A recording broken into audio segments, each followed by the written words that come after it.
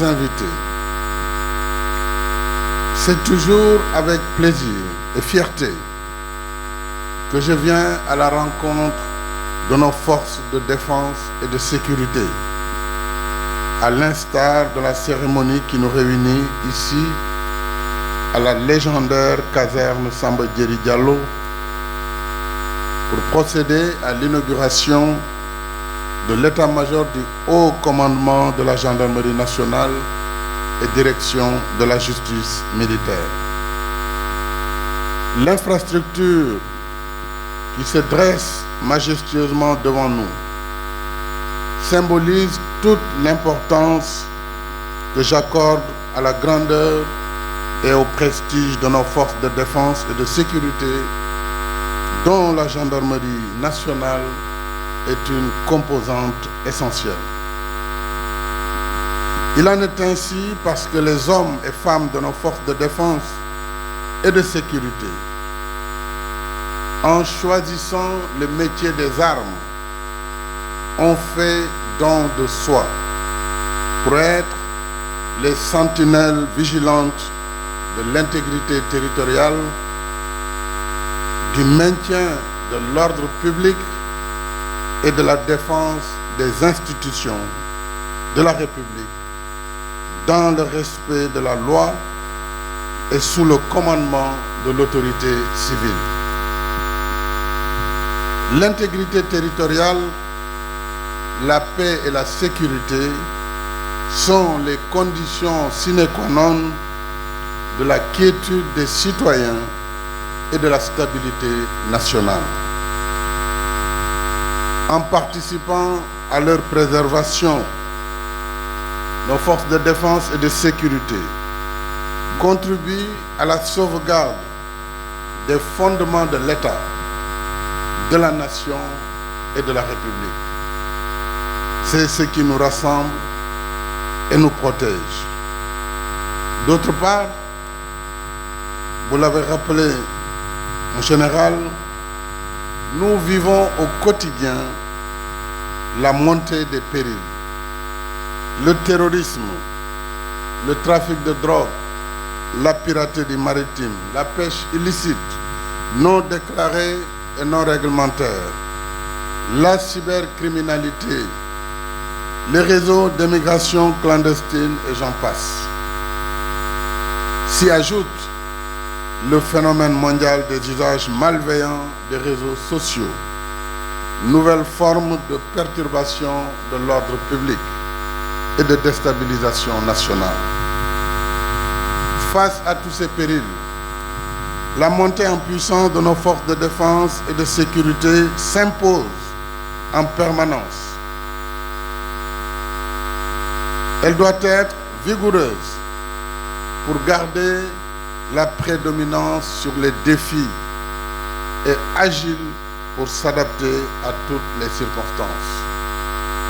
C'est le sens des importants investissements que nous avons consentis depuis plus d'une décennie pour le renforcement des capacités opérationnelles de nos forces de défense et de sécurité. Parallèlement, la gendarmerie nationale a vu ses effectifs tripler en 12 ans, ce qui lui permet aujourd'hui d'opérer un maillage complet du territoire national.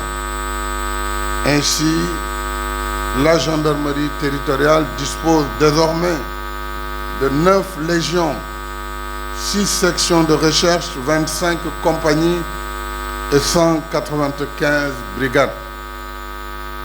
Quant à la gendarmerie mobile, elle compte 60 escadrons de manœuvre pleinement opérationnels, soit 18 escadrons répartis en groupements mobiles et groupements blindés au sein de la Légion de gendarmerie d'intervention. Aussi, nous avons 42 escadrons de surveillance et d'intervention répartis sur l'étendue du territoire national.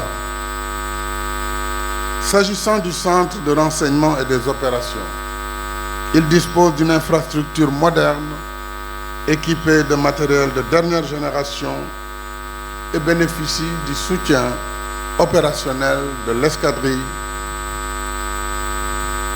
de drones et d'appui de la Légion de gendarmerie de l'air et des transports aériens. Le nouvel état-major du haut commandement que nous inaugurons aujourd'hui s'inscrit dans cette dynamique de montée en puissance, parce qu'il est la tête pensante de la gendarmerie. L'état-major du haut commandement doit être au diapason de ses missions régaliennes de réflexion, de planification et de conception stratégique inhérentes aux activités de plus en plus diverses et complexes de la gendarmerie nationale. Grâce au regroupement des structures décisionnelles, la gendarmerie dispose désormais d'un cadre propice à son action. Cet état-major flambant neuf donne un nouveau souffle de modernité et de vitalité à notre gendarmerie nationale. Elle le mérite en reconnaissance de sa réputation d'excellence, appréciée au sein et au-delà de nos frontières. Vous venez de le rappeler à juste titre, mon général.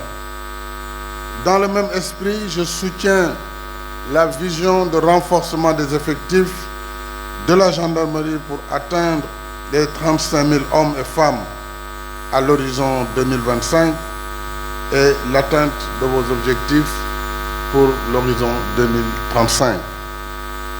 C'est la demande sécuritaire même qui nous l'impose et nous ne devons pas nous méprendre.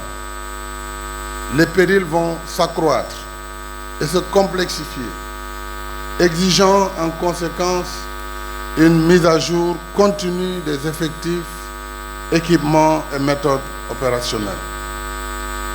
Cela dit, nous ne devons pas oublier que la gendarmerie nationale, c'est aussi un patrimoine et une histoire. Ce sont de vieilles traditions qui méritent d'être conservées, enseignées et léguées à la postérité.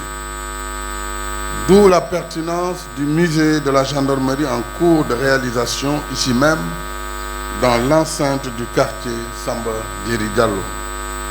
C'est une belle initiative que je salue et soutiens.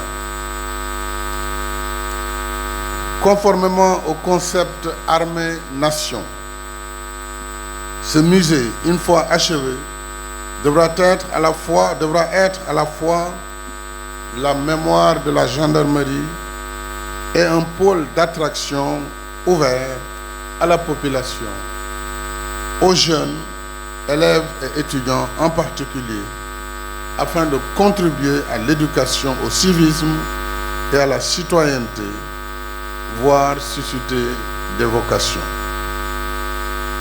Monsieur le ministre des Forces armées, officiers généraux, officiers, gradés, gendarmes, gendarmes auxiliaires, personnel civil, j'ai évoqué tantôt les investissements consentis pour nos forces de défense et de sécurité.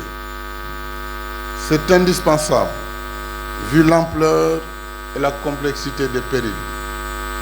Pour autant, les moyens humains et matériels ne valent que par la qualité et la posture de ceux et celles qui sont aux commandes et qui incarnent l'autorité. Ce qui compte avant tout, c'est l'âme du bon soldat, arrimé au fondement de la nation, aux exigences de l'État et aux valeurs de la République. Cette âme du bon soldat, arrimée, comme je l'ai dit, au fondement de la nation, aux exigences de l'État, ainsi qu'aux valeurs de la République, nous la trouvons en vous, général de corps d'armée Moussa Fall, haut commandant de la gendarmerie nationale et directeur de la justice militaire. C'est pourquoi je saisis l'occasion de cette cérémonie pour vous renouveler toute ma fierté, ma satisfaction, ma confiance pour la rigueur, la loyauté, le professionnalisme et le sens du devoir avec lesquels vous conduisez votre mission à la tête de la gendarmerie nationale. Vous avez profondément transformé l'outil au plan opérationnel, infrastructurel et social. J'y associe les hommes et femmes qui la composent en vous adressant toutes mes félicitations pour l'inauguration de votre état-major. À toutes les composantes de nos forces de défense et de sécurité, je renouvelle mon soutien, ma confiance et la gratitude de la nation. Je suis rassuré que le moral du soldat soit bon. Honneur